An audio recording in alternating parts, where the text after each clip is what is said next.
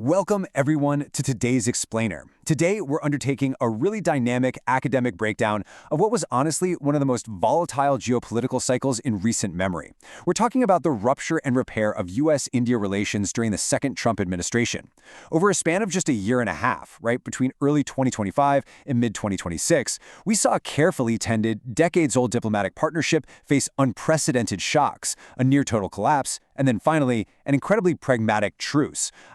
Decades of painstaking diplomatic groundwork, work built up over 4 different U.S. presidencies, was effectively unraveled in a matter of weeks.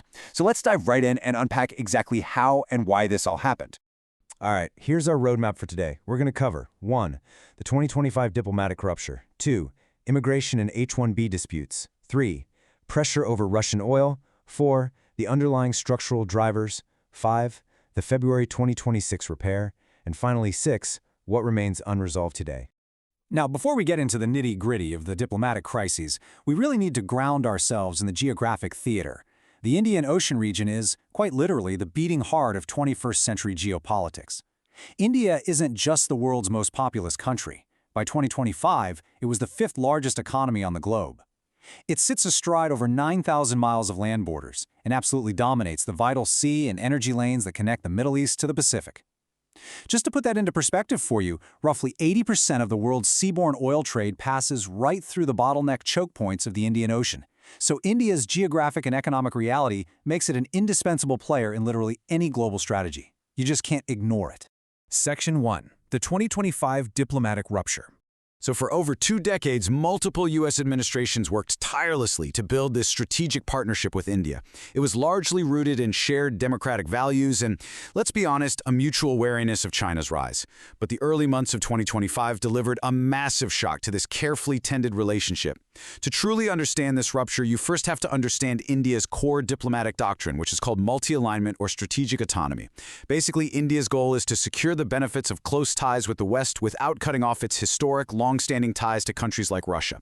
Now, you're often going to read statements from Indian officials, like External Affairs Minister S.G. Shankar, for example, describing India's role in this network as a benign net security provider or a guardian of global lifelines. But as students of international relations, it is absolutely crucial for us to recognize that these statements are strategic state advocacy. They aren't neutral academic analysis. India, just like any other middle power, is actively maneuvering to maximize its own geopolitical advantage in a multipolar world.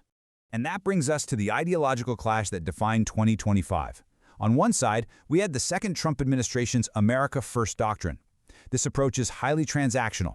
It treats every diplomatic relationship almost like a cutthroat real estate negotiation where leverage is everything. It relies heavily on tariffs and strongly favors unilateral action. We often refer to this as hard power transactionalism. Then on the other side, we have India's multi-alignment, which heavily favors multilateral institutions, seeks an independent multipolar order, and is fiercely protective of national sovereignty. When Washington's hard power transactionalism collided with New Delhi's desire for independent maneuverability, friction wasn't just likely, it was entirely inevitable. Let's plot out the relentless pace of this breakdown, because it happened fast.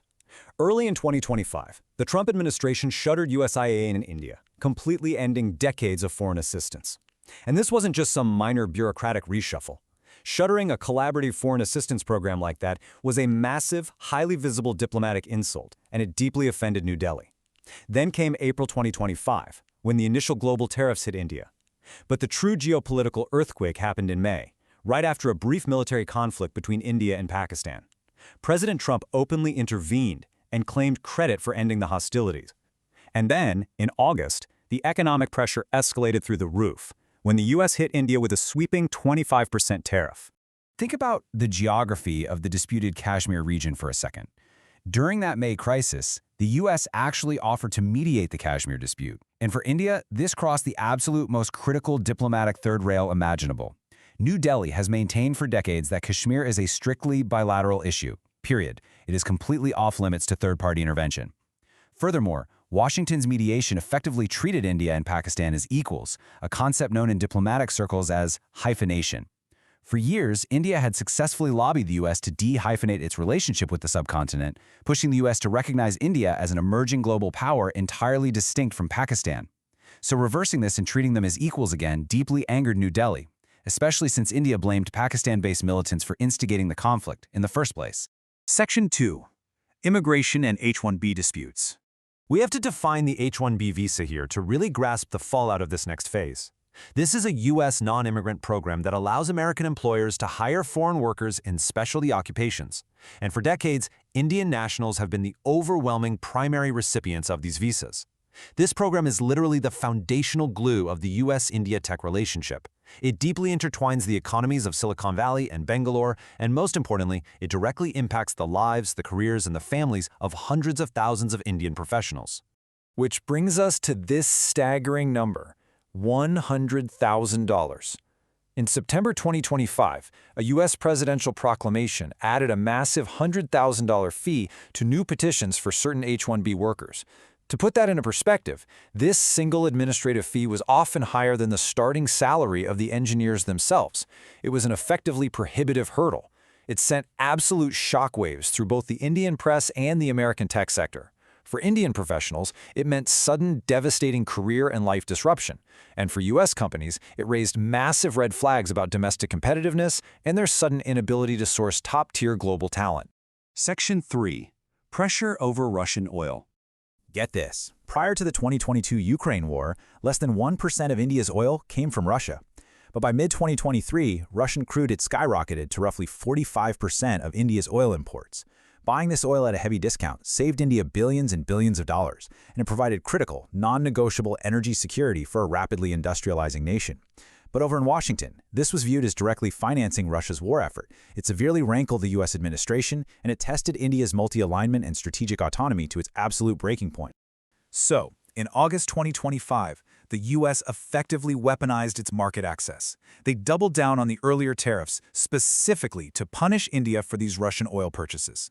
The official response from India's Ministry of External Affairs was direct, publicly calling the tariffs unfair, unjustified, and unreasonable. But here is the key takeaway for you. Notice India's tactical restraint. Prime Minister Modi was facing fierce domestic political pressure. Navigating international humiliation is perilous for any democratically elected leader, and there were deafening calls inside India to boycott American goods and strike back. Yet, New Delhi deliberately didn't retaliate with counter-tariffs. They absorbed the blow, they took the intense domestic criticism, simply to keep those strategic communication channels with Washington open. Section 4. Underlying structural drivers. It's a crucial question, right? Faced with unprecedented tariffs, blocked visas, and massive diplomatic slights, why didn't Prime Minister Modi's government simply walk away from the United States? Well, the answer lies in the cold, hard realities of structural constraints. New Delhi's maneuverability was totally boxed in by four main pillars. First and foremost, the growing military and economic gap with China. India simply cannot balance Beijing's rise without deep U.S. cooperation. Second, the United States remains India's largest export destination and an essential source of capital. Third, India desperately needs advanced U.S. defense and AI technology to modernize its military. And finally, for India to succeed in what's known as the China Plus One strategy, it has to remain integrated into U.S.-led global supply chains. The China Plus One strategy is this massive global corporate movement aimed at diversifying manufacturing away from Beijing. India considers capturing that fleeing capital an existential economic priority, and they simply cannot do that if they are locked in a trade war with the very American corporations leading that transition. A perfect example of this technological imperative is Pax Silica. This is a specialist term for a U.S.-led initiative focused on securing global AI infrastructure, semiconductors, and critical minerals. Now, initially, during the height of the tensions in late 2025, the U.S. tried to punish India by excluding them from the inaugural summit. But here's the great irony. Washington quickly realized that the U.S. supply chain couldn't actually function at scale without India's engineering talent and their growing manufacturing base. Because the structural need on both sides was so overwhelmingly strong, the U.S. was forced to reverse course. India was invited to join in early 2026, which cemented its vital place in the global tech hierarchy. Section 5. The February 2026 Repair. This diplomatic breakthrough really highlighted a key reality in the second Trump administration. Personal access to the president matters far more than the formal bureaucratic process. For months, traditional institutional channels across the State Department had completely broken down. But then came the appointment of Sergio Gore, a trusted U.S. aide with direct, unfiltered access to the Oval Office as ambassador to India. This restored a critical backdoor channel. His arrival in New Delhi in January 2026 rapidly bypassed the immense bureaucratic gridlock. It allowed for direct leader-to-leader signaling, and it quickly stabilized the diplomatic ship. The resulting tactical truce required massive domestic concessions from both sides to achieve the February 2026 interim agreement. The U.S. agreed to reduce its sweeping tariffs down to 18% and, crucially, removed that 25% secondary tariff tied to Russian oil. In exchange, India agreed to open its highly protected agricultural markets to U.S. goods, which was a very difficult political sell for Modi's government, and they pledged a staggering $500 billion in U.S. energy and product purchases over 5 years. Let that number sink in. $500 billion. The sheer scale of that financial commitment reinforces that this wasn't some treaty born of ideological alignment. No, it was a classic, massive transactional deal born of pure mutual necessity. Section 6. What remains unresolved? As students of geopolitics, we always have to look beyond the immediate headlines.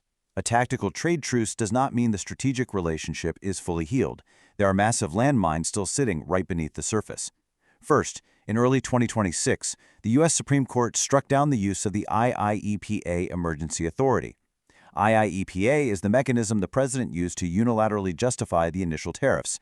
Striking it down threw the legal foundation of the entire trade deal into total chaos, a true geopolitical wildcard. Second, the escalating U.S.-Israeli conflict with Iran is severely threatening India's energy security and its massive diaspora in the Gulf.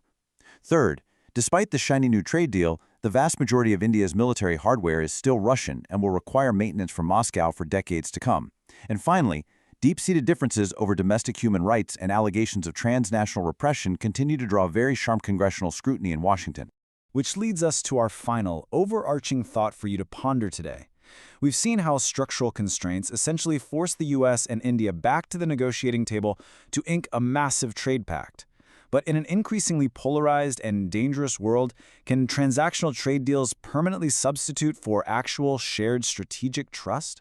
The volatile events of 2025 and 2026 prove that while these two democracies need each other desperately, the path forward is fragile, and it is absolutely anything but guaranteed. Thank you so much for joining this explainer. Keep analyzing, keep questioning, and I'll see you next time.